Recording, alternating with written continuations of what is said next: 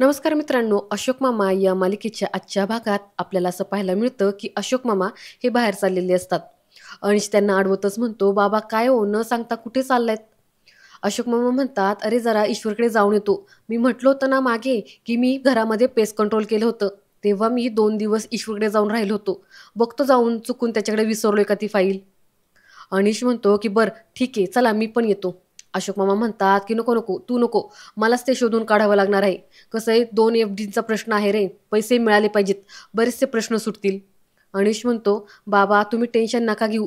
मुलं काय अहो मुलं शिकतीलच. ती काही शिकणार नाही असं नाही होणार. एक बोलू का बाबा? आपण मुलांना दुसऱ्या शाळेत टाकलं तर?" अशोक मामा म्हणतात, की "नाही, नाही. शिक्षणामध्ये तडजोड केलेली चालणार नाही मला. शिक्षण आता मुलांना जे मिळालेलं आहे ना, ती शाळा मुलांना मिळायला हवी. मी करेल मॅनेज काहीतरी. तू काळजी नको करूस. चल ओके, मी जातो." असं म्हणत अशोक मामा तिथून जातात. पुढे अनिश पैशांबाबत विचार करत सोफ्यावरती बसतो आणि त्याचा विचार करू लागतो. तिथे इरा येते आणि "काका, काका" असा आवाज देते. पण अनिशचं मात्र तिच्याकडे लक्ष नसतं. इरा म्हणते, "काका काय झालं? कसल्या विचारात आहेस?" अनिश म्हणतो, "काही नाही गं, तू बोल." इरा म्हणते, "काय झालं? तुझा चेहरा का पडलाय? नेहमीसारखा चेहरा दिसत नाहीये." अनिश म्हणतो, "ॲक्चुअली ना, मी जॉबचा विचार करतोय. New job." इरा म्हणते, "पण तुझ्याकडे तर ऑलरेडी एक जॉब आहे ना?" अनिश म्हणतो, "जॉब आहे ना, पण तो जॉब फिरतीचा आहे. म्हणून विचार करतोय, की एक असा जॉब शोधतोय इथेच. त्यामुळं मला तुमच्यासोबत इथं जवळ राहता येईल." इरा पटकनी म्हणते, "आणि हो, आजोबांना हेल्प पण करता येईल. ते जरा ओल्ड झालेत ना." अनिश म्हणतो, "अरे वाह! आमची इरा एवढी मोठी झाली आहे का?" इरा म्हणते, "अरे काका, लहान मुलं मोठ्यांकडूनच शिकतात ना. आता हा ईशान डंबो लहानच आहे." अनिश म्हणतो, "त्याचं काय झालं आता?" इरा म्हणते, "आता तो जर परत हरवला ना, तर मेजर प्रॉब्लेम होईल. मी त्याला मी त्याला शोधायला जाते." अनिश म्हणतो, "हो, पण तू सोसायटीच्या गेटच्या बाहेर जाऊ नकोस." इरा म्हणते, "नाही जात." असं म्हणत ती ईशानला खाली शोधायला येते आणि मोठमोठ्याने ईशानला आवाज देऊ लागते. समोरून जनार्दन येतात. इरा त्यांना विचारते, की "जरा ईशानला बघितलंस का?" जनार्दन म्हणतात, "मगाशी बघितलं होतं, खेळत होता तो." इरा म्हणते, "कधी बघितलं होतं?" जनार्दन चिडूनच म्हणतात, "मी काय इथे घड्याळ लावून बसलोय का त्याच्या मागे-मागे फिरत? मला काय माहिती, असेल तो इकडे-कुठे." असं म्हणत जनार्दन तिथून निघून जातात. पुढे इरा थोडा विचार करते आणि स्वतःशीच म्हणते, की "कदाचित तो टेरेसवर गेला असेल. मी टेरेसवर जाते पाहायला." असं म्हणत ती टेरेसवरती त्याला पाहायला जाते. तर इकडे संयमी ही स्टेपवर बसून रडत बसलेली असते. इरा तिला पाहते आणि म्हणते, "ताई काय झालं? तू रडतेस का? सांग ना मला काय झालं?" संयमी डोळे पुसतच म्हणते, की "काही नाही." इरा म्हणते, "सांग ना मला काय झालंय?" संयमी म्हणते, "चल आपण घरी जाऊया." इरा म्हणते, की "नाही, मी आता लहान राहिले नाहीये. मला लहान मुलांसारखं ट्रीट करायचं नाहीये. सांग मला काय झालंय?" संयमी मात्र तिला काही सांगत नसते. इरा म्हणते, की "सांग मला, नाहीतर मी ना इथेच बसून राहणार. मी येणारच नाही घरी." संयमी म्हणते, की "मला ना भीती वाटते. मला टेन्शन आलंय." इरा म्हणते, "कसलं टेन्शन आलंय आणि कोणाची भीती वाटते? आजोबांची?" यावरती संयमी काहीच बोलत नाही. इरा म्हणते, "म्हणजे तुला आजोबांचीच भीती वाटते. तू का गं खोटं बोलत असतेस त्यांच्याशी?" संयमी म्हणते, की "इरा, माझ्याशी असं आगाऊपणाने बोललेलं मला अजिबात आवडत नाही." इरा म्हणते, "मग ताई सांग ना मला सगळं, काय झालंय?" संयमी म्हणते, की "ओके सांगते. ऐक, परवाच्या दिवशी म्हणजेच काही दिवसापूर्वी मी एका पार्टीला गेले होते. तिकडे प्रॉब्लेम झाला. पण मी त्यामध्ये इन्व्हॉल्व नव्हते. पण मी त्यामध्ये इन्व्हॉल्व होऊ शकते. मी काही केलं नाहीये. मला ना त्याचीच फार भीती वाटते." इरा म्हणते, "माऊला सांगितलं?" संयमी म्हणते, "माऊ ऑफिसच्या कामामध्ये खूप बिझी असते किंवा ऑफिसला चाललेली असते. नाहीतर ती कोणावरती चिडलेली असते." इरा म्हणते, "मग आजोबांशी बोल ना. मला मॅथची भीती वाटत होती. तेव्हा आजोबा मला म्हणाले होते, की ज्याची आपल्याला भीती वाटते ना, आधी ते करायचं. मी तसंच करायला लागले आणि मला मॅथचा पेपर खूप इझी गेला. तू पण सांग आजोबांना." संयमी म्हणते, "मला ते एकटीलाच खूप चुकीचे समजतील." तर इरा एका शहाण्या मुलीसारखं तिला समजावून सांगते, "हे बघ, तुला हेल्प हवी आहे ना, मग आजोबांची हेल्प घे. माऊ आपल्याला ओरडत नाही आणि हेल्प पण करत नाही. आजोबा स्ट्रिक्ट आहेत, पण जेव्हा हवी तेव्हा ते आपल्याला हेल्प करतात. आता चूक झाली आहे तर ओरडा खावाच लागणार आहे की नाही? मम्मा-बाबा पण आपल्याला ओरडतात. चल, आता आपण ना त्यांना सगळं काही जाऊन सांगूया." असं म्हणत ती संयमीला घरी घेऊन येते. त्यानंतर सीन चेंज होतो. इकडे अनिश हा फोनवरती बोलत असतो. तिथे भैरवी येते आणि ती घाईघाईतच अशोक मामांचे एफ-डीचे सर्टिफिकेट सापडू लागते. अनिश तिला विचारतो, "काय गं, काय सापडतीयेस?" भैरवी म्हणते, "तेच मी सापडते, एफ-डीचे पेपर्स. अरे तुम्ही दोघांनी पाहून झालेत ना. म्हटलं मी एकदा शोधून पाहते, भेटले तर." यावरती अनिशला थोडं बरं वाटतं आणि तो म्हणतो, "रिअली?" भैरवी म्हणते, की "अरे अनिश, मी एवढी पण दुष्ट नाहीये. आय नो की मी त्यांचे 13 ओव्हर्स खूप जवळून पाहिल्या नाहीयेत, पण त्याबद्दलची थोडी माहिती मला सुद्धा आहे. त्यांनी त्यांच्या मुलांना दूर राहून सुद्धा खूप काही माया दिलेली आहे. त्यांचे वाढदिवस असो, सण समारंभ असो किंवा मुलांचे कॉम्पिटिशन असो, ते नेहमी मुलांना फोन करायचे. आणि ऑफकोर्स काकूंच्या आजारपणात तर त्यांनी खूप काही सहन केले. 100पैकी काही गुन्हे तर मी नक्कीच त्यांचे माफ करू शकते. जशी मी त्यांची डायरेक्ट 13वी ओव्हर बघते ना, तसंच ते सुद्धा माझी मधलीच कोणतीतरी ओव्हर बघतायत आणि जजमेंटल होतायत. ते सुद्धा आणि तू सुद्धा. असं म्हणून भैरवी तिथून आतमध्ये जाते. तेवढ्यात इरा आणि संयमी ह्या घरामध्ये येतात. इरा अनिशला विचारते की आजोबा कुठे आहेत? ते बाहेर गेलेत. अनिश म्हणतो का? इरा म्हणते नाही, काही नाही, एक प्रॉब्लेम सॉल्व्ह करायचा आहे, तो फक्त मिस करू शकते. संयमी म्हणते की आली मोठी. अनिश विचारतो काय प्रॉब्लेम आहे, काय झालंय? तर संयमी सांगायला लागते की अरे काका. तर इरा संयमीला अडवतच म्हणते काही नाही, काही नाही, संयमी ताईचा प्रॉब्लेम आहे ना, तो सॉल्व्ह करायचा आहे फक्त. अनिश विचारतो पण कशाबद्दल? संयमी सांगायला लागते अरे काका. तर इरा परत तिला अडवत म्हणते की नाही, काही नाही, संयमी ताई तू जा आणि मला मस्तपैकी थंडगार सरबत करून आण. संयमी म्हणते आता तू पण ऑर्डर सोडायला लागलीस का? आणते हा आजीबाई. असं म्हणत संयमी आतमध्ये निघून जाते. पुढे इरा ही अनिशला म्हणते की ऐक काका, आता ती जरा टेन्शनमध्ये आहे, सो जास्त काही बोलू नकोस. अनिश म्हणतो ते पार्टीमध्ये जे झालं त्याबद्दल का? हे ऐकल्यावरती इराला जरा रागच येतो. ती म्हणते तुला माहिती आहे का? अनिश म्हणतो हो. इरा म्हणते मी ह्याला काहीच अर्थ नाहीये, मी जरा बेडरूममध्ये जाते, असं ती रागात म्हणते आणि ती आतमध्ये जाते. आतमध्ये गेल्यावरती ती तिची वह्या पुस्तक जोरजोरात आपटायला लागते. तर भैरवी ते पाहते आणि म्हणते पिल्लू काय झालंय? इरा म्हणते की सगळ्यांना सगळं आधीच माहीत असतं, मलाच सगळ्यात उशिरा कळतं. भैरवी म्हणते काय झालं बाळा?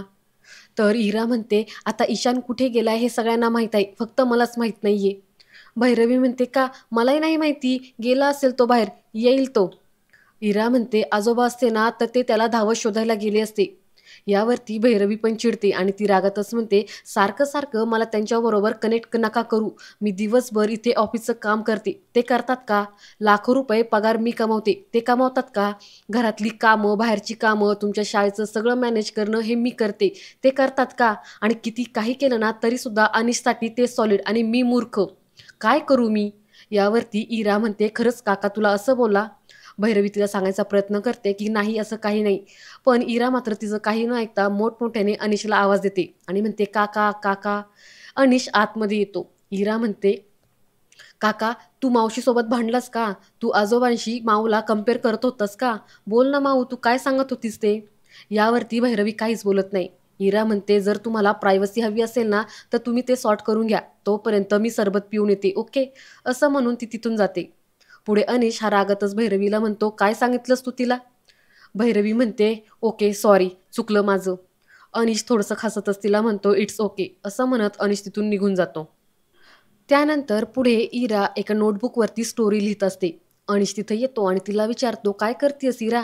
इरा म्हणते मी ना स्टोरी लिहिते, मला ना मोठं होऊन खूप मोठी रायटर व्हायचे. अनिश म्हणतो हो का? इरा म्हणते थांब मी तुला ना माझी स्टोरी सांगते. असं म्हणत ती त्याला स्टोरी सांगायला लागते एका पप्पीची. अनिश म्हणतो नाही नाही, मला नाही आवडली एवढी.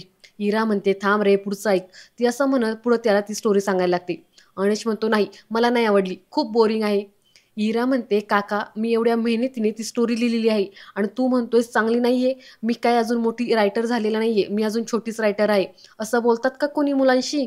जाऊ दे, मला ना तुझ्याशी बोलायचंच नाहीये. यावरती अनिश म्हणतो अगं ठीक आहे, चिडतीस कशाला? मला जे वाटलं ते मी बोललो. इरा म्हणते काका मी एवढे एफर्ट्स घेऊन ती स्टोरी लिहिते आणि तुला काहीच वाटलं नाही का की मला काही वाटेल? अनिश म्हणतो अच्छा म्हणजे तू इतके एफर्ट्स घेतले म्हणून मी तुझं कौतुक करावं, ॲप्रिशिएट करावं, पण तरीसुद्धा तू मात्र भैरवी माऊला कशी बोललीस? तिलाही वाईट वाटलं असेल ना? तिलाही वाटत असेल ना की मी एवढे एफर्ट्स घेते आणि त्यातून मलाच बोलणी खावी लागतात. पण जाऊ दे, तू नको टेन्शन घेऊस, तू नको लक्ष देऊस, तुझ्या मनात आलं ते तू बिनधास्तपणे बोललीस की नाही? तुला असं वाटतं ना की तुझ्या स्टोरीला ॲप्रिशिएट करावं? अगं सगळ्यांनाच तसं वाटतं, सगळ्यांनाच म्हणजे तुझ्या भैरवी मावशीला सुद्धा. अगं किती प्रयत्न करते ती तुम्हाला सांभाळायचा, घरातील सगळी कामं करायची, तिच्या ऑफिसचं काम तर सतत सुरूच असतं. पण तरीसुद्धा आपण काय करतो, तिच्या एफर्ट्सला आपण ॲप्रिशिएट करतो का? नाही, उलट आपण अजूनच तिला बोलत असतो. यावरती इरा मान खाली घालते आणि तिला तिची चूक समजून येते. पुढे इरा एक छान ड्रॉइंग हे भैरवीला दाखवत म्हणते की माऊ हे ड्रॉइंग तुझ्यासाठी. भैरवी ते पाहते आणि म्हणते की वाव किती छान, मला माहीतच नव्हतं इरू तू एवढं छान ड्रॉइंग काढतेस ते. ऑलराऊंडर आहे आमची इरू, किती गोड पिल्लू. इरा म्हणते माऊ तू खूप चांगली आहेस. भैरवी म्हणते काय झालं एकदम अचानक. इरा म्हणते नाही म्हणजे तू राग धरून बसली नाहीस. अगं मी मगाशी तुला किती बोलले. भैरवी म्हणते मी विसरून पण गेले. इरा म्हणते माऊ तू खूप चांगली आहेस. भैरवी म्हणते अरे बापरे, असं झालंय तरी काय एकदम अचानक. इरा म्हणते मगाशी माझं चुकलं, तरी सुद्धा तू माझं इतकं कौतुकच काय करू शकतेस. भैरवी म्हणते इट्स ओके, तू छोटू आहेस ना अजून. इरा म्हणते माऊ थँक्यू, तू एवढं एफर्ट्स घेतेस या घरासाठी आमच्यासाठी, मेनली तू ऑफिसचं काम सुद्धा करतेस. भैरवी म्हणते अरे बापरे, नक्की झालंय तरी काय. इरा म्हणते मला माझ्या चुकीची जाणीव करून दिली आहे आणि ती मला पटली आहे. भैरवी म्हणते कोणी जाणीव करून दिली. इरा म्हणते काकानी. हे ऐकल्यावरती भैरवीला आनंद पण होतो आणि ती आश्चर्याने म्हणते काय काकाने. इरा म्हणते हो काकाने. पुढे इरा भैरवीचं एक गोड पापा घेते आणि म्हणते की थँक्यू. आणि आणखीन एक, तुला जे हे ड्रॉइंग दिसतंय ना ते मी नाही केलेलं, ते ईशाननी केलंय. भैरवी म्हणते लब्बाड. इरा म्हणते सो तू त्याला ॲप्रिशिएट कर, त्याला खूप आवडेल. भैरवी म्हणते बरं करते हो. तिथून इरा गेल्यानंतर भैरवीला ह्या गोष्टीचा फार आनंद झाला असतो. ती हसत असते आणि तोड्यात पाहते की खिडकीमधून अनिश पाहत असतो तिला. तर ह्या दोघांमध्ये आय कॉन्टॅक्ट होतो आणि ती थोडीशी मनामध्येच हसते. त्यानंतर इकडे अनिश हा अशोक मामांना म्हणतो की बाबा मी सगळीकडे सापडले ते डॉक्युमेंट पण मला कुठेच भेटले नाही. अशोक मामा म्हणतात मी पण सगळीकडे पाहिले पण मला पण ते डॉक्युमेंट सापडले नाहीत. बहुतेक ते पैसे आता सोडून द्यावे लागतील असं वाटतंय. अनिश पण बसतो आणि तो म्हणतो की बाबा माझ्याकडे जर पैसे असते ना तर मी तुम्हाला नक्की दिले असते. अशोक मामा म्हणतात की नको नको तुझे पैसे मला नको. अनिश म्हणतो का. अशोक मामा म्हणतात अरे आता तुझं लग्न झालंय, जरा विचार कर. बायको आपली कमवती पैसे आणि तू काय आयुष्यभर जंगल सफारी करत बसणार आहेस का. अनिश म्हणतो की बाबा मी फ्युचरचं नाही बोलते, मी पास्टबद्दल बोलतोय. अशोक मामा म्हणतात आता काय बोलून फायदा आहे का त्याचा. अनिश म्हणतो पैसे साठवायला हवे होते मी, माझं चुकलंच. यावरती अशोक मामांना आश्चर्य वाटतं आणि ते वेणूच्या फोटोकडे बघत म्हणतात की वेणू बघ, तुझ्या धाकल्याला आयुष्याने शिकवलंय, काय हरकत नाही पण तुझ्या मनात हा विचार आला ना हेच खूप आहे. अनिश म्हणतो एक सांगू का, म्हणजे तुम्हाला राग येणार नसेल तर. अशोक मामा म्हणतात सांग सांग. अनिश म्हणतो तुमचे फायनान्शियल डिसिजन चुकले. तुमचं सगळंच बरोबर होतं असंही नाही. म्हणजे तुम्ही आयुष्यात जी नोकरी केली त्याचं तुम्हाला पेन्शन मिळत होतं, पण तेही तुम्हाला विकावं लागलं. म्हणजे तुम्ही सुद्धा नीट इन्व्हेस्टमेंट करू शकला नाहीत. अशोक मामा म्हणतात की हे बघ, मला जे काही जमेल ना ते ते मी माझ्या विचाराने केलं. अनिश म्हणतो नाही बाबा मी तुम्हाला दोष देत नाहीये, पण तुम्ही जसं तुमच्या विचाराने जसं वागलात ना तसंच आम्ही पण केलं. मग मी फार पैसे कमवले नाही यावरून का बोलता. बघायला गेलं तर काहीच फरक नाही आहे आपल्यात. अशोक मामा म्हणतात की आहे फरक आहे. आम्हाला सल्ला द्यायला आमचे वडील नव्हते, तुम्हाला सल्ला द्यायला मी आहे. काय आहे, गेलेल्या माणसाची किंमत आपल्याला असते, जिवंत माणसाची नसते. काय हरकत नाही, एवढा विचार तुझ्या मनात आला ना हेच खूप आहे. पण मग आता त्या डॉक्युमेंटचं काय करायचं, पैसे सोडून द्यायचे. अनिश म्हणतो नाही अजिबात नाही, आपण एक वकील बघूयात, काहीतरी करूयात. अशोक मामा म्हणतात हां मी ईश्वरला उद्याच बोलतो, बघतो एखादा वकील भेटतोय का ते, पण उद्या मला जमेल की नाही. अनिश म्हणतो का. अशोक मामा म्हणतात काय नाही रे, उद्या 24 मार्च आहे ना.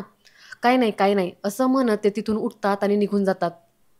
उद्या 24 मार्च म्हणजेच अशोक मामांचा वाढदिवस हे बहुतेक अनिशच्या लक्षात आलेलं असतं, त्यामुळं तो थोडासा खचतो आणि आजचा भाग इथेच संपतो.